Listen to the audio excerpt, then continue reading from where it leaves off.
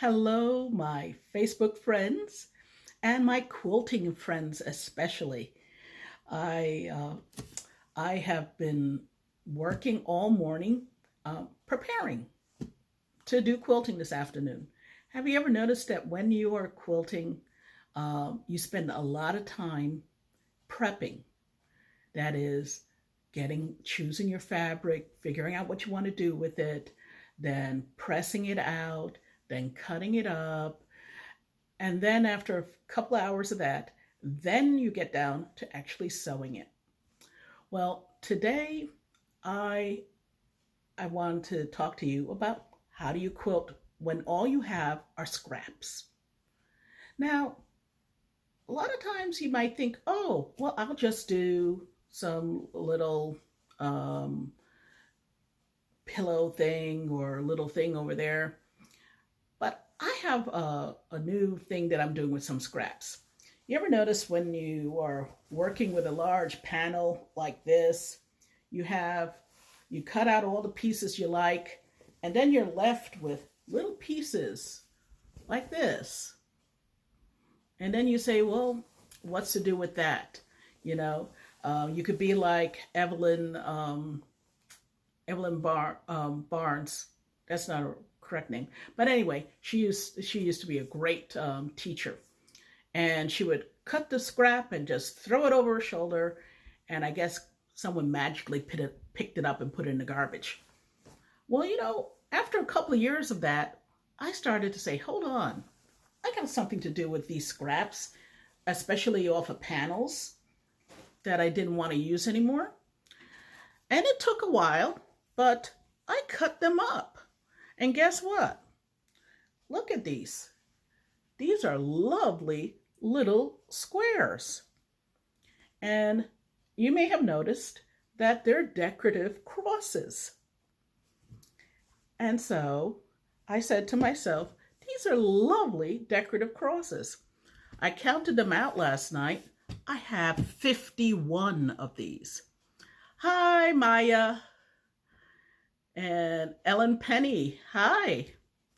So, when you have like 51 of these, they make great little gifts. So instead of sending off my little packages to all parts of the country and just having a little card that says thank you, I've decided to give them a little keepsake that says thank you. So I went to my numerous drawers because after I decided I wasn't going to throw them over my shoulder, I just started to hoard my scraps. So I literally have scraps. And I spent the morning trimming them out and down to 1.25 inch, some scraps, and then 2.5 or even 2 inches if it's really pretty scraps. And all I'm going to do is just going to make a little border with each of the scraps, 2 borders on each one, and then quilt it.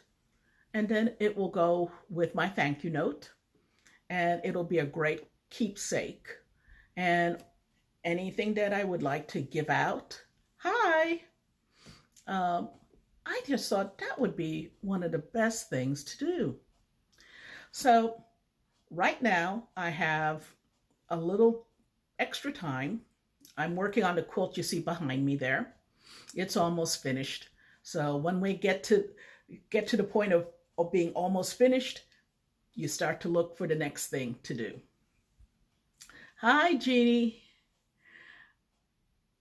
And so I decided this will keep me going for a while.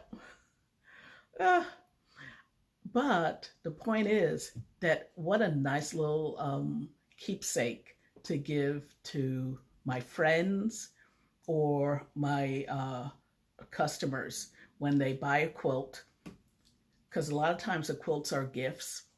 So I give them a little keepsake to keep that they can put in their purse or keep at the night table. a little reminder of what's important in life. So I am going to get around to get some sewing done. I have to try and pace myself because I'm not going to do all 51 today. So I'll do a couple dozen a week. And by the end of August, I'll be all done, ready for the new buying season. Another thing, I've noticed that I sell on Etsy, prayer quilts by Rosie. And one of the things I've noticed is, folks, a little slow time. So, now if you're another Etsy seller like me, or if you have another online business, when times are down, it's the best time in the world to go through what your inventory and reevaluate what you have. I am tired of talking about SEO. I don't want to deal with that anymore. I want to deal with, are my pictures okay? Maybe I could take new pictures.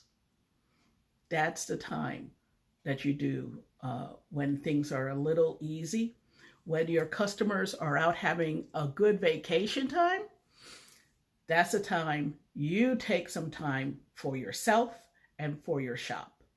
So that's the time to start thinking about new products, new collections that you're going to bring, that you're going to audition and bring out in the new year. So I've been doing a whole lot of thinking about that. I don't know if you've seen these altar cloths that I do.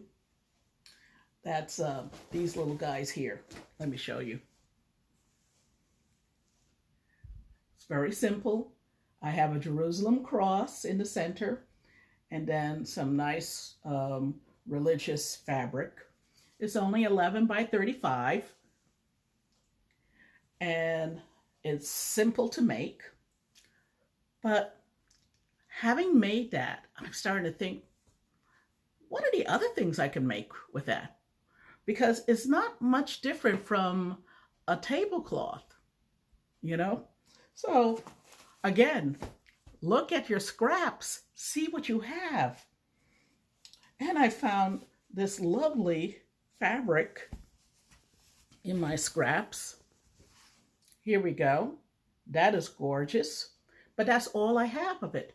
But that's okay, because they also sent me other fabrics from the collection.